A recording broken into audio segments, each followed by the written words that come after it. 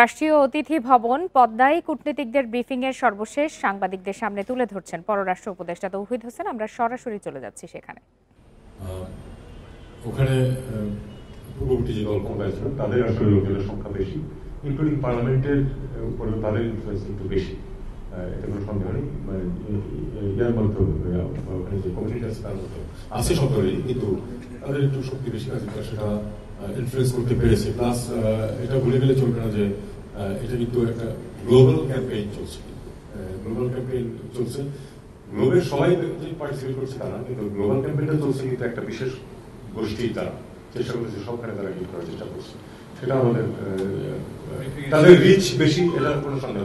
হ্যাঁ, গ্লোবালি যে করা হচ্ছে আমরা আমাদের এতে বলেছিলাম, এটা বলেছি আমরা, এবং এটা আমাদেরকে মেনে নিতে হবে যে তাদের যারা এটা করছে তাদের রিচ আমাদের তুলনায় বেশি, আমাদেরকে তাদেরকে মোকাবেলা করতে হবে।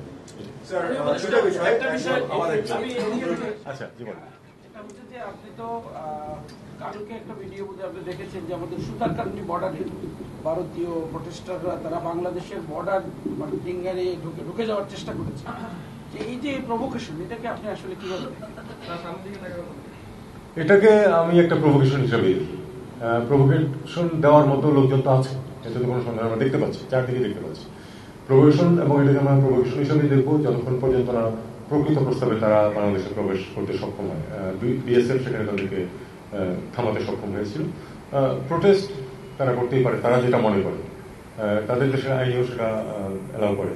তবে বর্ডার পার হওয়ার যদি চেষ্টা করে সেটা হলো আইন ভঙ্গ করা, সেটা তারা ব্যবস্থা নেবে।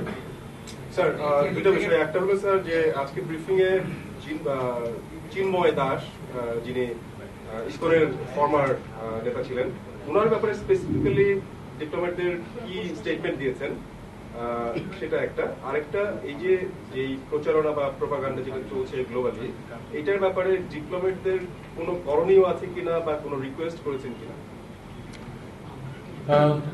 দেখুন, প্রথমত চিন্ময় ব্রহ্মচারী যেটা বিষয়, এটা অবশ্যই উল্লেখ করেছে, আমার ব্রিফিংও উল্লেখ ছিল যে চিন্ময় ব্রহ্মচারী কি পরিস্থিতিতে তাকে অ্যারেস্ট করা হয়েছে এবং তারপরে কিভাবে প্রস্তুতি হয়েছে, কোর্ট তার বিয়ে যখন তারা যে একেবারে ঘেরাও করে ধরেছে ইত্যাদি ইত্যাদি।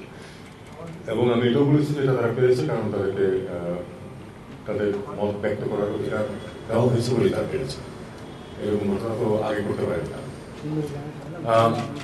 আমরা তাদেরকে, আমার মনে হয় আমরা তাদেরকে অন্ততপক্ষে আমাদের যে অবস্থানটা সেটা পৌঁছে দিতে পেরেছি, এবং আমি তাদেরকে বলেছি যে এটা অবশ্যই তারা তাদের দেশে রিপোর্ট করবে, এটা নিয়ম। যেটা এখানে একটা ব্রিফিং হয়েছে সেটা তারা তাদের হেডকোয়ার্টারকে জানাবে, এবং আমি আশা করবো যে তারা সঠিক অবস্থানটা তুলে ধরবে। এবং আমি ব্যক্তিগতভাবে কাউকে বলেছি যে তোমাদের যে মতামতটা, দু একজন উল্লেখ করেছেন যে একজন বলেন যে আমি বরিশালে একটা বিয়ে অ্যাটেন্ড করতে গিয়েছিলাম, হিন্দু সম্প্রদায় একজন বন্ধু বিদেশি পশ্চিমে, এবং তার মিশন থেকে বলছিল যে আমাদের সিকিউরিটি ব্যবস্থা করি। উনি বললেন যে আমি তাকে বললাম যে না, আমি সিকিউরিটি চাই, আমি নর্মাল সিকিউরিটি ওখানে হাজির হতে চাই। একটু দু একটা পুলিশ ওখানে তারা জেনে গেছে এবং তারা একটু সিকিউরিটি দিয়েছিল, কিন্তু সে বললো যে আমি কোনো ধরনের কোনো সমস্যা দেখি নাই, এবং সেখানে আমি দেখেছি যে সেই যে অনুষ্ঠানটা সেটাতে হিন্দু এবং মুসলিমের পার্টিসিপেট। আপনারা জানেন এটা, আপনাদের যে কারণ আমার মেয়ের বিয়েতে হিন্দু অতিথিরা এসেছে, এবং আমরা প্রচুর হিন্দুদের অনুষ্ঠানে অতিথি হিসেবে যাই, তাদের সাথে একসাথে এনজয় করি, উপভোগ করি। ঠিক এই পিকচারটা উনি দিয়েছেন। আমি তখন তাকে রসিকতা হিসেবে বললাম যে please tell your friends and your headquarters যে তোমার এই এক্সপিরিয়েন্স আছে। সে বলছে ইয়েস আই ডু।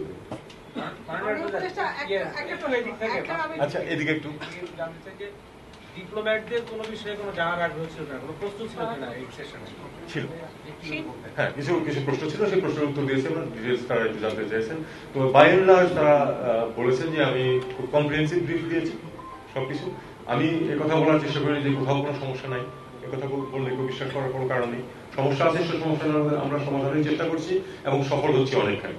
এবং এটাতে আমি বলছি যে আপনাদের সবার, আমাদের যারা বন্ধু আছেন, আপনাদের সবার সহযোগিতা আমরা চাই।